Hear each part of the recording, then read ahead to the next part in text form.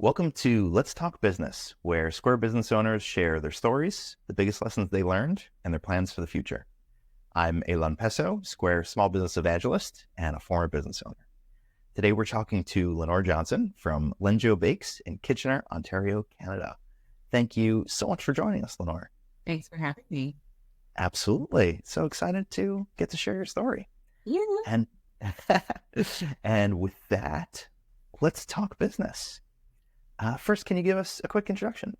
for sure. So, as Elon said, my name is Lenore Johnson. I am the owner and founder of LenJo Bakes, which is a bespoke cake studio. We are located in Kitchener, Ontario, Canada, as well as The Shed, a cafe by LenJo Bakes, which is located in the small village of St. Jacobs, about 15 minutes away from where we are in Kitchener. Essentially, LenJo Bakes started as a bespoke cake studio in a small retail front. Our focus was intended to be on weddings, but we have since expanded to an increasingly large menu where we have things like Pop-Tarts and savory offerings twice a week. And then the cafe is really just an extension of that. So you can come in and get coffee and grab a seat, enjoy our beautiful lounge, and enjoy the single origin coffee that we do offer in Kitchener, but in a more cafe style setting. I love it. It's so cool. What led you to start this off in the beginning? What's your origin story? Well, so my villain origin story or my Viking Yes. origin Well, story? No villainy, maybe. It depends on who you talk to, I guess. I kind of always knew that I wanted to be an entrepreneur, and I also always knew that I wanted to be a pastry chef. And I didn't really know how I was going to get there. My intention, I'll tell you, 16, I was going to university in the fall, and I decided I'm going to go study math and business because I love math and I'm interested in it. And then once I've graduated and I'm working full time as an actuary, I will go to pastry school in the evenings. And then I'll open a cute little pastry shop that I would run in the evenings and on the weekends because I'm going to have so much time and energy as I get older, and working a full time job doesn't seem that hard. So that was my plan when I was 16. Very, very naive. Some would say ignorant. I'll say naive. I thought it was very different. I made my way 3 years through my 4-year degree, and we had co-op at the university that I went to. And so we would work full-time jobs every other term. And I realized how exhausting working full-time was, even though you weren't like doing anything. I wasn't doing anything, right? I was sat at a computer all day. I would like speak to somebody in the morning. Hi, good morning. How are you? How was your evening? I would speak to them for 10 minutes out of my lunchtime. Oh, like, yeah, how's your day going so far? Blah, blah, blah, blah. Other than that, I was staring at a computer. And I realized, oh my gosh, I can't do this. Actually, I don't want to do this. I don't want to dress up every day to go and sit in front of a computer pressing buttons that like really is not making any significant difference, I felt, in somebody's life. So I decided that I would go to pastry school and finish my degree basically long distance. I actually studied abroad, but instead of studying in Waterloo, which is very close to Kitchener, I moved to Toronto so I could go to pastry school and then just finish my university degree at a university in Toronto. So my study abroad was an hour down the highway, but like, anyway, it worked out. It worked out. And yeah, I started baking and loved it. I knew that I would. I already knew that I would. I'd been doing an internship when I was still living in Waterloo, and I knew that I would love it, and I was right. And I'm glad I made the choice that I made. And so then putting everything together, I worked for a few years in the industry. It took me about 5 years, I guess, post-graduation before I struck out on my own. And I actually did that in New Zealand when I was living there because I traveled and worked because I could. So yeah, it was when I was in New Zealand that I started this pop-up boutique cake studio is what I called it. And we took orders through email and posted on Facebook and Instagram and grew quite a following and quite a healthy little business. that's such an incredible story. Yeah, I think a lot of younger folks and kids have that dream of opening a bakery, and Yeah. that the fact that you were, yeah.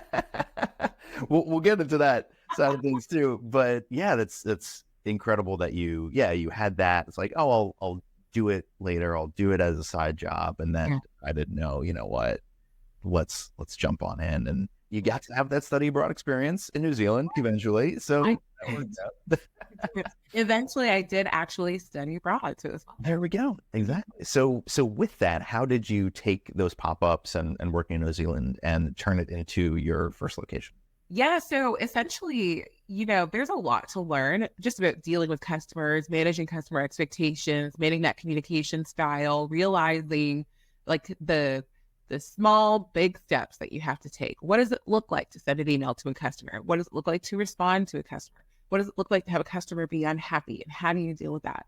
And essentially, I treated my pop-up in New Zealand like a real business, but I also knew that there were like so few stakes because I didn't live in New Zealand full time. I wasn't going to be there forever. These people were strangers to me, right? As long as I was doing my best to uphold my standard and my end of the bargain, everything was a learning experience. So if something didn't go quite as I thought it would, okay, lesson learned. If something was incredibly great, I made notes. I'm like, cool, let's figure out a process to replicate this. So it was kind of with that knowledge that I decided to open a brick and mortar store back in Canada. Because it's really boring, but like visas are very hard to get. Unless you're a millionaire, then it doesn't matter. You can just buy your way into any country. But if you're just a normal person like me, they can be really challenging. So I'm not going to start over in another country. This is my third one so far, and I'm over it. Going back to Canada, they can't kick me out. They can't tell me what I can do and where I can work. This is my country. I can do what I want. So I kind of took that under advisement. But then, of course, opening a brick and mortar store is way different than having an online business. So the very first thing that I had to do was find a location. That took about 6 months, 7 months. And once we found that location, you think, boy, oh boy, all we got to do is do some renovations and open and then we're fine. No, that's not how it works. You'd have to get permits. You got to get permits approved. And you have to get drawings. They have to be approved by an engineer and like blah, blah, blah, blah. All of this stuff that I literally could not care less about, but you have to. And you have to start caring. And not only do you have to start caring, you actually have to start learning as well so that other people that come along the way can't take advantage of you. Because if, for instance, like my builder was trying to tell me that I needed an exhaust hood.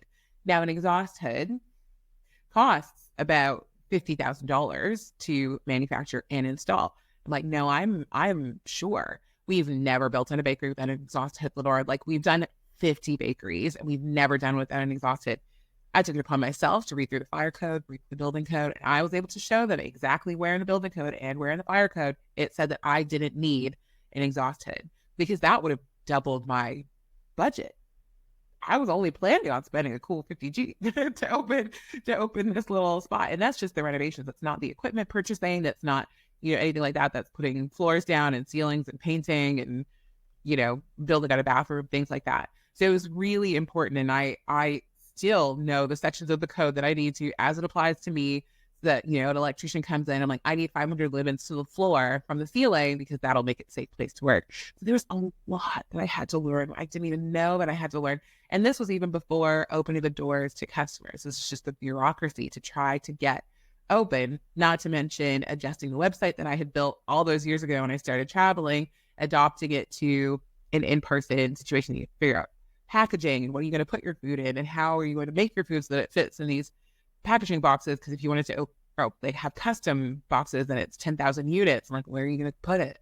You don't own a home.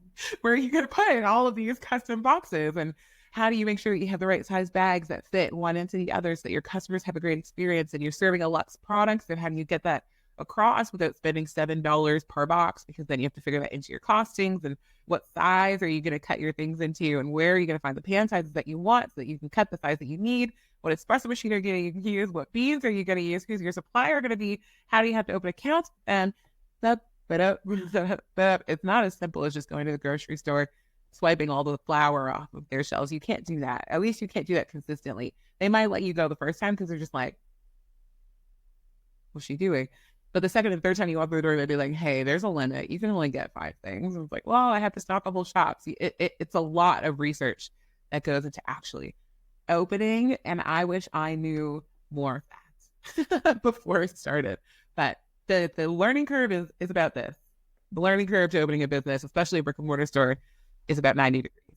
Yeah. Yes, for sure. And You said a really good point there of when you were in New Zealand and you're doing those pop-ups, it was a good low stakes way of getting that experience without affecting potential reputation and anything like that. And that's a really great way to start business because, like you said, when you opened the location, you had all of these 10,000 things to think about, but at least you had some foundation from that pop-up and you knew. So you're not learning all of it at once. Still the 9,000, but it's not everything.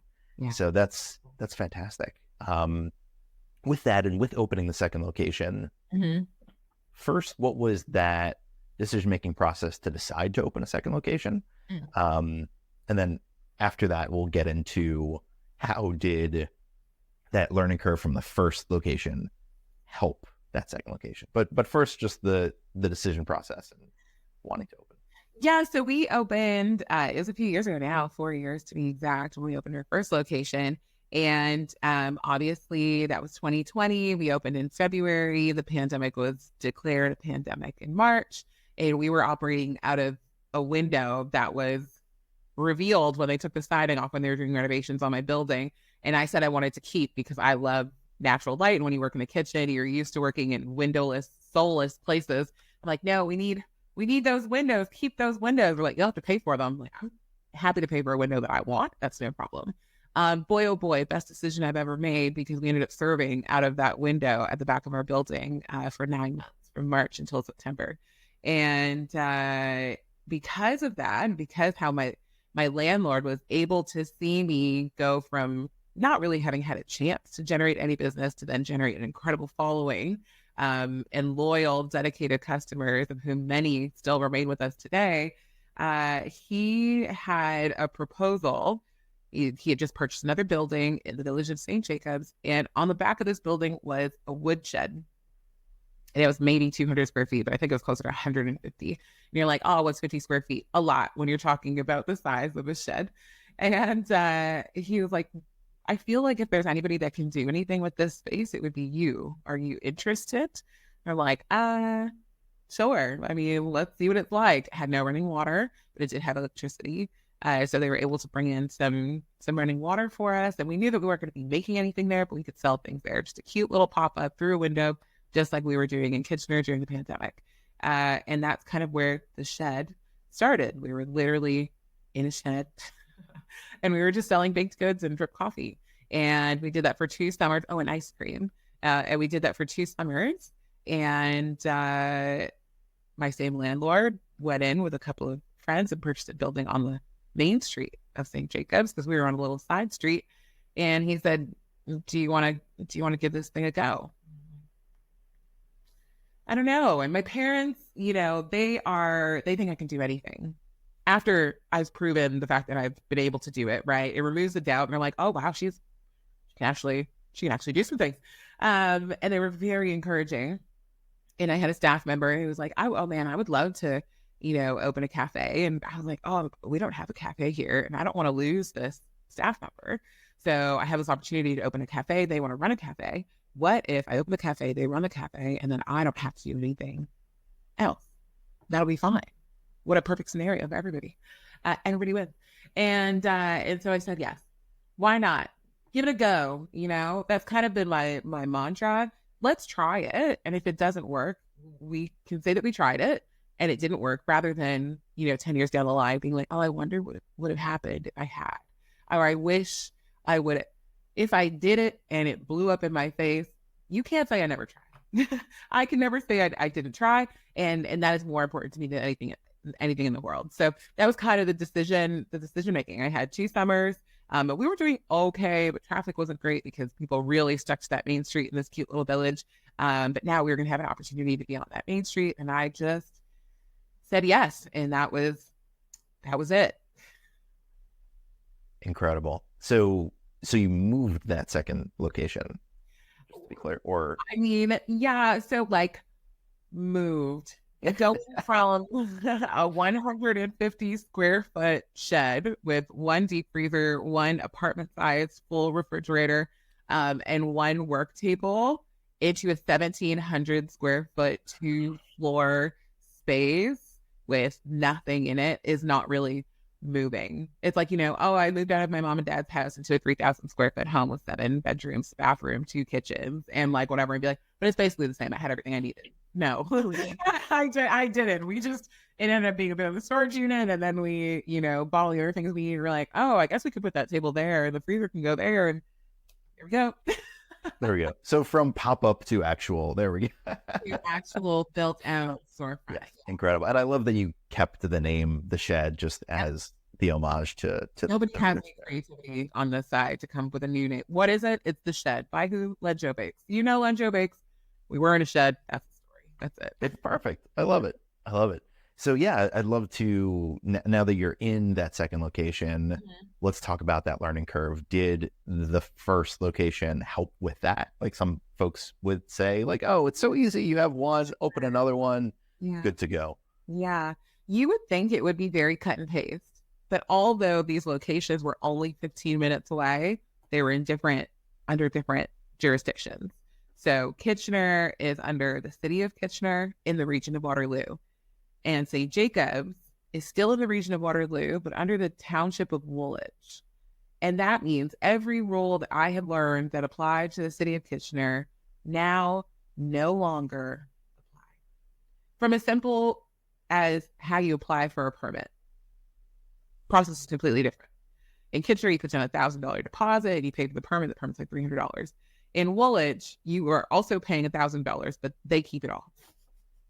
They don't give you any money back when your permit is closed. That's just how much it costs. The regulation in Kitchener is that you have a bathroom that has a turning circle of this, and because you have an entrance that's only like this, then you don't have to do X, Y, and Z. No, we'd like to see that. Okay, but it doesn't apply to me. We think it does. And that's it. All your inspector has to do is think that it applies to you, and therefore you have to do a $15,000 something extra just because. So whereas my learning curve opening Kitchener Waterloo was this, my learning curve with opening the shed was this.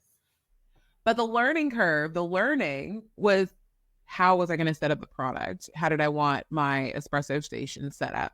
How did I want my millwork set out so that I could serve my customers in the way that I wanted? What kind of equipment did I already need and could then just purchase because we already had an example?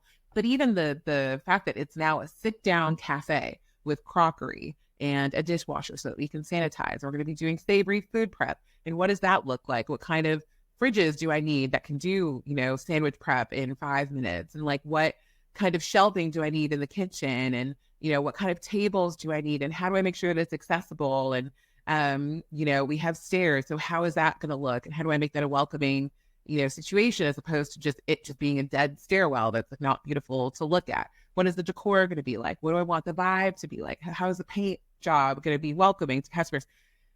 So it's not like it was cut and paste. This is not Starbucks opening another Starbucks. And the only thing that's different is the location outside, and everything else is the same inside. That's not what it was at all. So my learning curve was still incredibly steep, but I did know a little bit more. One thing that was different this time around is that my dad and I did a lot of the finishing ourselves. So I learned how to paint, and I learned how to not prime and how to not cut in. And then my dad fixed it all, and I'm like, my way was good enough. It's fine. We, sanded and painted a bunch of furniture, and we built a bunch of furniture as well. My dad and my father-in-law built the benches and sanded the tables and resealed them and stained them and varnished them and blah, blah, blah. And I learned so much, and it was great. Except this time I was also running another location with staff and also producing at the same time. So yeah, sure, I gained a little bit in terms of like learned experience, but at the same time, the pressure was just that much more. All of the time and effort that I needed to spend at the shed, it's not like it was when I was opening LenJo Bakes, where I was just focused on that. I'm focused on that, and I'm focused on those things, and I'm doing wedding cakes, and I'm trying to make sure that we have work for the staff that are there to do to make sure they have what they need, and I make sure I have what I need. And boy, oh boy, the juggling and the plate spinning was wild. And because I am who I am, I was also getting married that year. So planning a wedding at the same time, moving house. It was everything all together, all at once, because why not? Yeah. Yeah. You made, again, a lot of really great points there of there's, if there's a little bit of change to your concept and your business model, you're going to have so many other things that you have to learn and you have to change to. And yeah, in terms of permitting and all of that, a different jurisdiction, like you said, you have to relearn all of that. I think the biggest question on everyone's mind is, did you have to get an exhaust hood for this? I did not have to get it adulthood for the second location. I actually will never open a concept where I have to install an exhaust hood. If there's not one existing, then we're just not going to make the things that would make it necessary, because even if you do take it with you, you can't. You have to go through a roof and you have to run all this ducting. And even if you take it off the wall and you attempt to resell it, they're so specific to the spaces that you're in that unless you find somebody who needs that exact thing, they probably still won't buy it from you, because how do they know that it's not broken? It's just not worth it. So everyone just pays for it themselves unless they're in a space that already comes with. I will never pay anyone to install one for new for Great lesson for everyone out there watching. Yeah. Yeah. And also those little things of like doing it yourself and painting yourself. There are so many little things involved in opening a shop. Like for me, I take it for granted. My dad and I opened our ice cream shop together, but my dad worked as a house painter for 25 years. That was my first business when I was a kid. So we just like, oh yeah, we're going to paint the walls like every couple months, because that's just what we've done for the last 25 years. So we might as well. But for someone else, it's like all of those lessons and everything else. You mentioned, I think the biggest point of you were doing all of this while also getting married, but while also running your first one. And that's a big reason that with my ice cream shop, we thought about opening a second location, but we decided not to because we were so worried about stretching ourselves too thin. Yeah. So what was that experience like of having to? You don't have to finish. You don't have to finish. It was terrible. Oh yeah. Yeah. Let's dive in. Like how terrible, what went wrong, what could have gone better? Like what did you learn from that? Maybe anything? What did I learn? Never do it again. Never do it all at the same time again. But I didn't intend to. Here's the other thing, right? Like you have a timeline in your mind of what things might look like. We were supposed to get possession of the space in June. We didn't get that possession until October. We then thought that this, again, was going to be a quickie reno situation and we would be open by the end of the year. So cool. I'm getting married next June. It still gives me 6 months. We've done all the big things, things that have to be done in advance. They're already done. That didn't happen. We ended up waiting on the township for so many approvals. And there was so much structural work that also needed to be done that the date just kept getting pushed and pushed and pushed. And at one point, St. Jacobs is kind of a tourist town. And I'm like, we're going to open in the dead of winter. We're going to open in the dead of winter and then just be paying out all of these expenses whilst nobody comes. And then the alternative was, May 1st comes. I'm like, I'm getting married in 1 month and we are not done the renovations yet. And we are still waiting on approvals still. And we must open before I get married. Have to. Because if we don't, then my family's all going to be here. My friends are visiting from Australia. They're not leaving until, nearly the middle towards the end of June. And then we're going to open. It's going to be the height of summer, but the spot is going to be empty whilst everyone is here after the long weekend, blah, blah, blah. So then we have to open. We're opening on Mother's Day. We're opening in 12 days. That's it. Decision. We're opening in 12 days. Soft launch, 12 days. That is what we're doing. And that is what we did. And then, of course, we're also getting into the height of wedding season. And because I make wedding cakes, my summer was already booked, had been booked for months. And there's just so little wiggle room. What could have gone better? Everything. Everything probably could have gone better. I think in the last couple of weeks, I didn't even bother going home. I'd wake up at 4 a.m. I would go to Kitchener. I would bake everything I need to bake and try to organize as much as I could. And then I would go to St. Jacobs and I would be there all the way through the night. I would sleep. We had this brown little couch we found on the side of the road and we're like keeping it. And I would sleep on that couch, wake up, use the cold water because we didn't even have a water heater yet. Use the cold water to wash my face and brush my teeth, go back to Kitchener, bake what I need to bake for the day, do all the things I need to do, and then go back to St. Jacobs. It was just a repeating cycle. It was terrible. Yeah. Do not advise.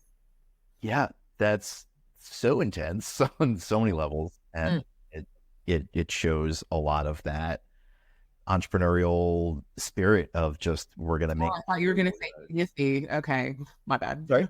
I thought you were going to say idiocy. That was my bad. Yeah. No, not gonna say that. It's just it's that spirit. It's that like sleep on the floor and Mm. get it all done. Yeah. And then I'd love to ask, past the creation and opening of the Yeah. space, Yeah. now you're running two locations at the same time. How has that been since the opening? Has it gotten any better? Is it just as bad?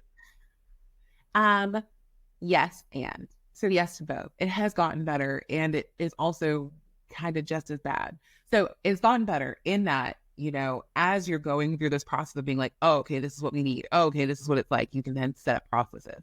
And that is something that I have been able to do. Now, we have order forms that are linked to a cloud so that when staff at the shed realize they're running low on something, whether it's baked goods or stock items or whatever, they submit a form, and that form goes to Kitchener, and Kitchener then says, okay, we're commissary. So essentially we bake most things that need to be baked in Kitchener, and the shed has a tiny little countertop oven, and they can like bake off cookies and Pop-Tarts and hand pies and just little things that just need small finishes because they don't have the room. I loved the size of the shed. So the 155 square feet that the shed was is now the size of the kitchen, which is not very big. It's enough for a countertop fridge and freezer, a little countertop oven that's on a rolling rack with cooling space underneath, and a sink, a hand sink, and a dish sink, and a dishwasher. That's all that's in there.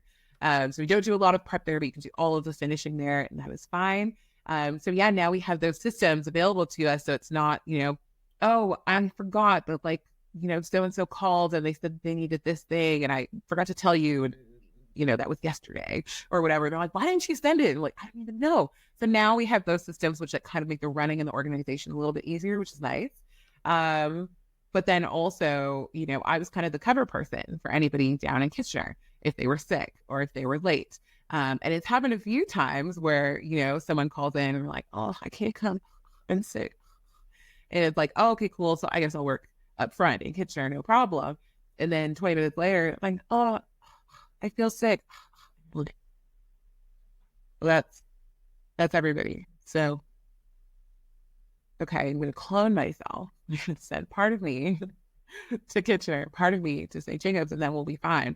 That's not how it works. So it becomes like, my parents, God bless them, they've basically trained themselves how to be baristas. I show them as much as I can when we have the opportunity to be together, so that they can run Kitchener. And I'm like, Mom, she's almost retired, but not quite. Like, you got to call in sick to work so you can come and work in Kitchener so that I could go to the shed because that was someone called in sick. And like that part of it, I don't know if it'll ever get easier because you're really just trying to manage people. And as much as I wish that people like never got sick, never were late, never slept in, never missed the bus, it happens all the time. It feels like every other phone call I take is from a staff member being like, so this happened and now I can't do this. And that's all I have to say about that. And you're like, cool, you just ruined my week, but whatever. It's not your problem. It's my problem. I'm the boss, so I have to fix it. And that's it.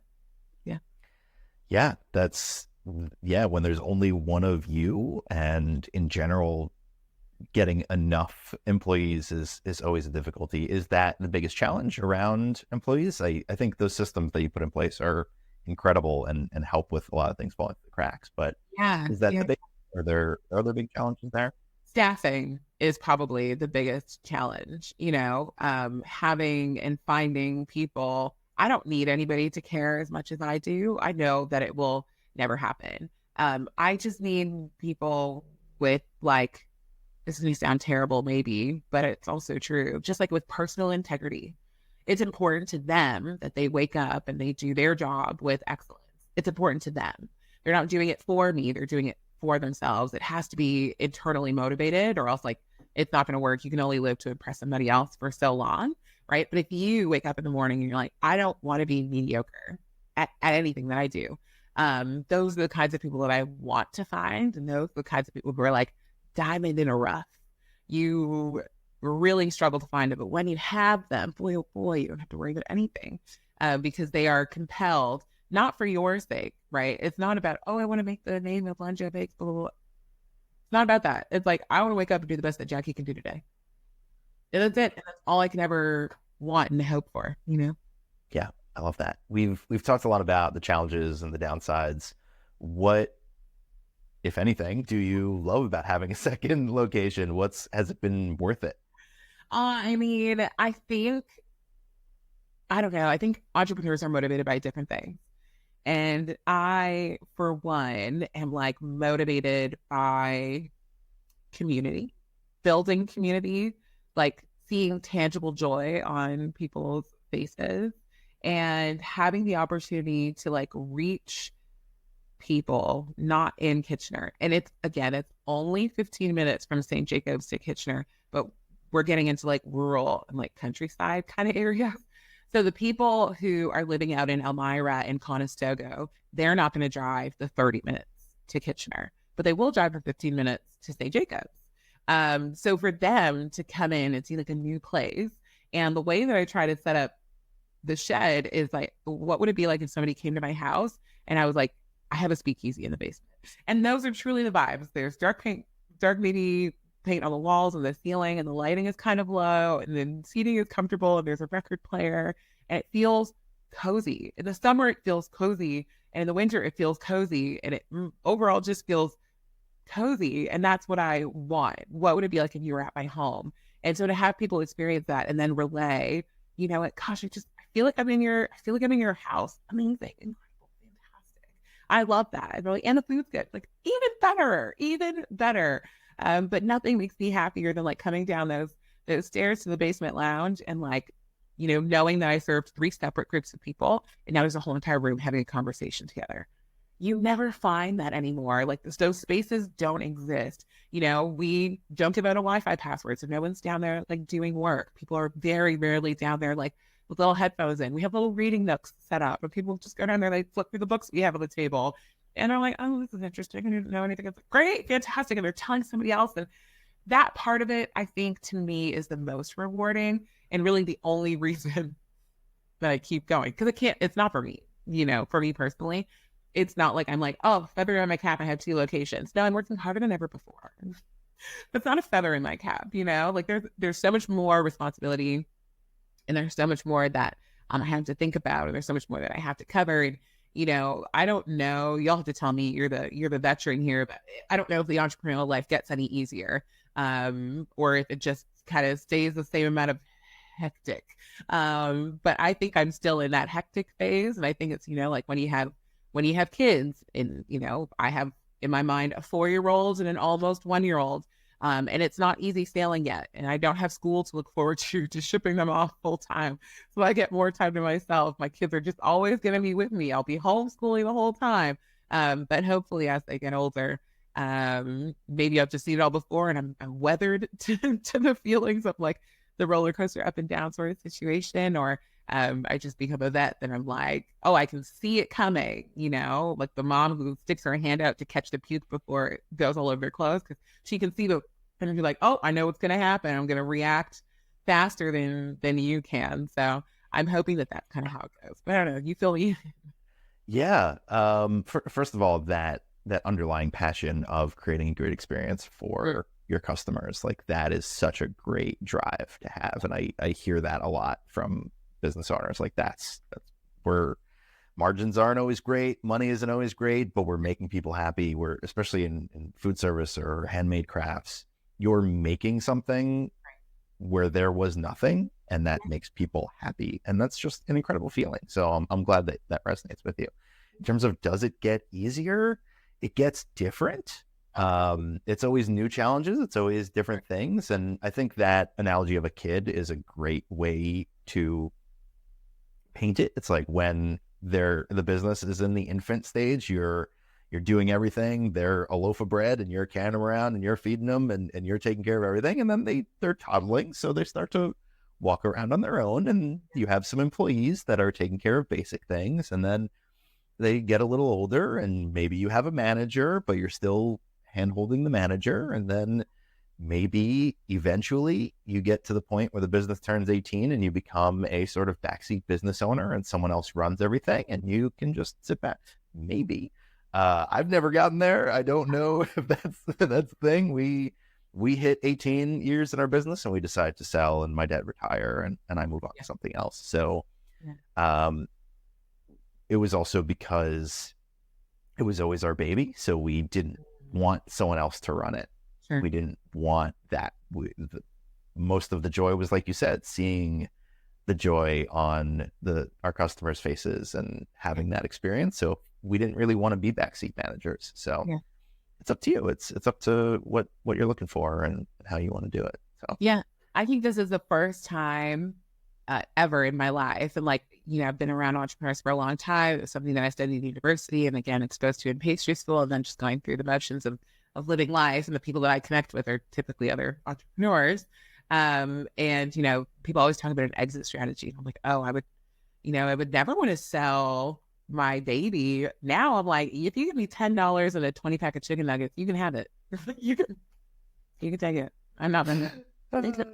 You can take it. So yeah, I think, for me, the original LenJo Bakes concept of being just a bespoke cake studio, I never got that because I had to pivot my business so hard during COVID.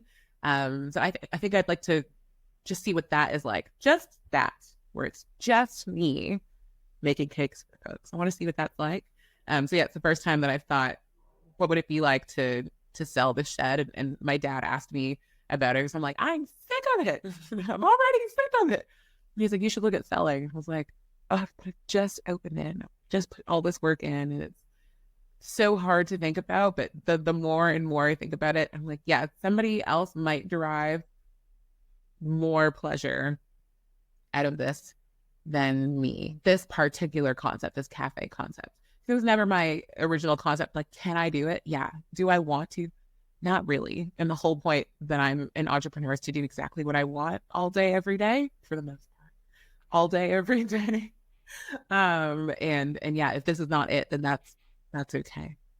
yeah, that's a really good point. It's always worth thinking about what your options are. And yeah, at the end of the day, we're people. We're not just our businesses. So if we're not enjoying the business, it's at least worth considering and thinking. And my fun question is, are you thinking about a third? God, no. Are you even saying? But are you thinking about a third? I'm my third iteration of my business is literally get rid of all of my staff, get rid of my locations, and open the smallest hole in the wall cake studio where if I decide I don't want to go to work today, I don't have to. That is my third business, which is really just a return to my original business idea in the same location. Actually, I'm a liar. Back in New Zealand, that would be my ideal third and final business, would be to move back to New Zealand and do it all again. I love it. Yeah, because like you said, you didn't get a chance to do that. That was your concept, and then the world happened, and you didn't get the chance. So yeah, it's like your thought process of opening the second one of like, what if, will we have the regret of never doing that? Like, what if we'll never know if we don't try. Exactly. It's the same type of thing there. You never know if you don't try. And if you try it and it doesn't work, then you could always repivot back up and build the whole thing up again. So, we know how to do it this time. So the learning curve is going to be like this. You've done it like 4 times at this point. So. This has been so wonderful. My last question here is, do you have anything else that you've learned along the way that you want to share to other business owners? I mean, I think the things that I've learned along the way is that, like, at the end of the day, you have to make a decision. So just do it. If you make a decision and it's the wrong decision, it was the right decision at the time with the information that you had. So many people are like, ooh, ooh, ooh, and they hum and they haw and they torture themselves over making the right decision. And truly the right decision is the decision you need to make with the information that you have in your hand at this moment. There's no point in torturing yourself over a right decision, because what was right today might be wrong tomorrow or even in an hour. So just make the decision and move. That's all you have to do.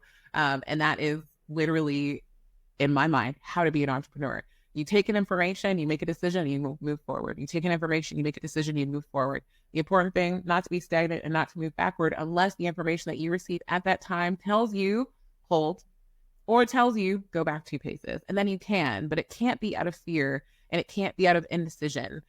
You just have to make a decision, move forward, keep going. I love that. Thank you so much again for joining and sharing your experiences. It's been an absolute pleasure hearing more of your story and all of that. Where can people find you online? You can find us at LenJo Bakes. So that is at LenJo Bakes on Instagram, at LenJo Bakes on Facebook, or lenjobakes.com. Wonderful. Thank you so much again. Really appreciate your time and your sharing. And we'll see you in the community. Yeah.